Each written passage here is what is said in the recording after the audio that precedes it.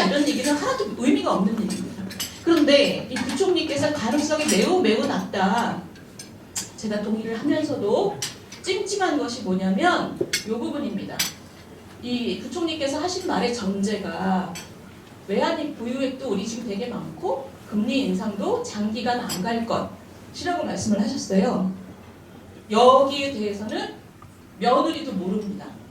그러니까 부총리가 지금 우리나라 위기가 올 가능성 정말 거의 없다라고 얘기를 하면 우리 머릿속에 딱 드는 생각은 아니 부총리는 당연히 그렇게 얘기를 해야죠.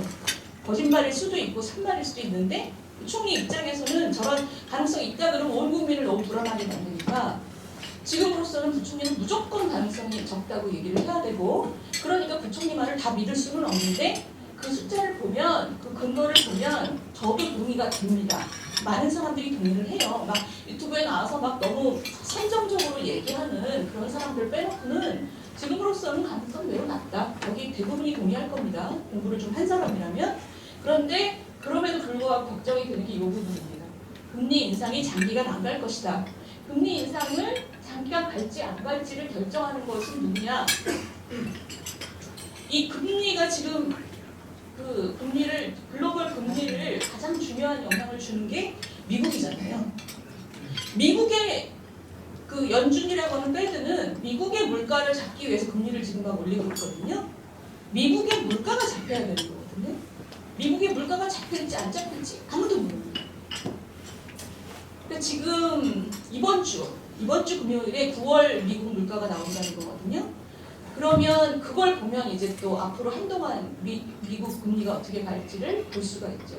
미국의 금리가 우리보다 훨씬 오르면 우리는 그 갈 길은 두 가지밖에 없습니다. 미국의 금리가 굉장히 오르면 우리하고 금리 차이가 많이 나잖아요. 금리 차이가 나면 우리나라에 들어왔던 자본이 쑥 빠져서 미국의 금융시장으로 옮겨갈 거를 우리가 걱정을 많이 하죠. 근데 사실 그렇게 예민하게 반응하지는 않습니다. 왜냐하면 나중에 그거 어차피 팔고 나와야 되니까 팔고 나올 때는 환율이 조정이 돼 있을 거 아니에요. 그러니까 사람들이 그렇게 예민하게 움직이지는 않는데 금리 차이가 많이 나면 우리가 이때까지 미국하고 우리하고 금리가 역전된 게 이때까지 3번 있었거든요. 3번 있었을 때 별일이 없었습니다. 자본이 확 빠지고 이런 일이 없었는데 그때는 금리 차이가 한 1% 정도밖에 안 났었거든요. 근데 지금 이번에 미국이 저렇게 많이 올리기 때문에 우리하고 올 연말이 되면 1% 차이가 더 날 가능성이 있습니다. 그래서 우리나라 한국은행은 지금 원래 스케줄보다 더 올릴 생각을 하고 있고 문제는 우리나라 물가도 10월에 정점이 올 거라고 예측을 했었어요. 10월 정점설이라는 게 그 얘기입니다. 왜냐하면 국제시장의 기름값을 보니까 대충 잡히고 있다. 그 기름값은 왜 잡히냐?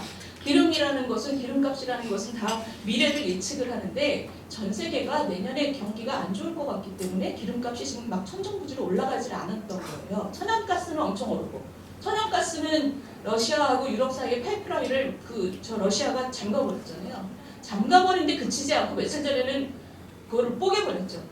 그래갖고 지금 조사 들어가고 있습니다. 그래서 천연가스는 막 엄청 올라갔는데 우리나라는 원유가 주요 자원이거든요. 근데 원유가 지금 잡힐 거다 이런 기대를 갖고 하는 총재가 우리나라는 10월 지나고 올해 말이 되면 우리는 대충 잡힐 거다. 대충 잡힐 거기 때문에 우리는 큰일이 없을 거다. 그리고 미국하고 금리 차이도 1% 정도면 괜찮다. 그게 이제 낙관적인 시나리오였던 거예요. 근데 지난달에 미국 물가가 생각보다 나빴고 그래서 전 세계 금융시장이 요동을 쳤고 그리고 우리나라 물가도 생각보다 지금 잘 안 잡히고 있습니다. 그러면 이 다음에 무슨 일이 벌어지느냐 이거를 이렇게 생각하시면 될 것 같아요. 지금 현재 우리가 올해 경제성장률 한국은행이 2.5% 정도를 예상을 하고 있습니다. 2.5%면 별로 나쁜 숫자가 아니에요. 그냥 조금씩 둔화되고 있다. 근데 내년에 지금 예측치가 1.5%를 예측하는 사람도 있고 2%를 예측하는 사람도 있고 그래요. 그래서 여기서 우리가 생각할 수 있는 건 내년 경제는 올해보다 나쁘다. 이거는 확실합니다. 확실한데 거기까지로 끝나면 아주 좋은 시나리오입니다. 우리가 모두 바라는 건 거기까지 끝. 그 정도. 그게 뭐냐면 지금 남태평양에서 태풍이 올라오고 있어요. 태풍이 막 올라오는데 10종 8구는 우리 보통 제주도에서 태풍이 우리를 피해가잖아요. 제주도 뭐 해상에서 옆으로 빠져서 일본으로 빠졌습니다 이러잖아요. 우리는 이때까지 그걸 기대하고 있었던 거죠. 근데 지난번에 그 미국의 물가가 안 잡히고 금리를 막 올리면서 아 이게 한반도를 거치겠다. 한반도를 거치겠다까지는 이제 거의 우리가 예상을 하고 있습니다. 한반도를 거쳤을 때 그러면 어떤 일이 벌어지냐면 집집마다 유리창이 한 2개 깨지고 가재도구가 좀 깨지고 그러니까 국민들이 올해는 그동안 모아놨던 돈을 좀 가재도구 고치는 데 쓰고 또 막 기분 좋게 막 쓰는 일은 절약해야 되고 이 정도. 이게 이제 그 내년 침체까지입니다. 그러니까 올해하고 내년 그 상반기까지는 다른 수가 없다. 그냥 견디는 거다. 그 정도. 지금으로서는 그게 저희 생각에는 최선입니다. 근데 그러면 그거보다 남진하에서 올라오고 있는 태풍이 한반도를 거쳤는데 살짝 그렇게 거치는 게 아니라 하필이면 한반도의 약한 뚝들을 다 무너뜨렸어요. 나쁜 시나리오죠. 그게 뭐냐면 우리 경제의 약한 고리를 건드리면 우리나라의 약한 고리가 터지면 그러면 많은 사람들이 물에 쓸려가고 수해가 나고 집이랑 자산이랑 어마어마한 피해를 보는 거잖아요. 그게 97년, 98년 IMF 때 우리가 겪은 걸 생각하시면 돼요.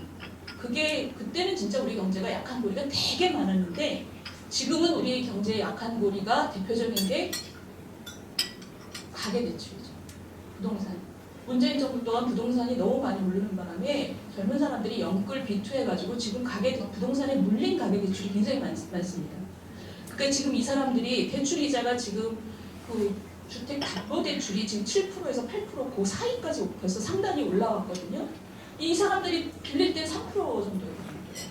그러면 그때 작년까지만 해도 대출이자를 한 200만 원 내면 되는데 지금 한 400만 원 넘게 내고 있어요. 그래서 지금 신문에서 계속 나오는 얘기가 재산을 다 팔아도 가계대출을 자기 빚을 못 갚는 사람이 38만 명이라고 오늘 신문에 나오는 그 얘기입니다.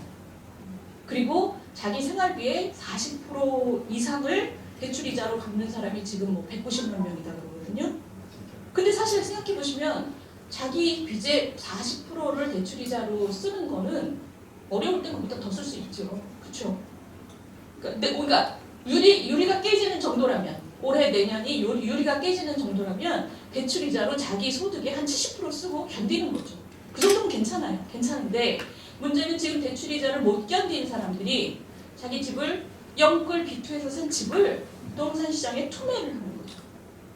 투매를 해서 그게 팔리면 괜찮습니다. 팔리면 그냥 좀 낮은 가격에 자기가 손해보고 그걸 빚을 갚으면 괜찮은데 부동산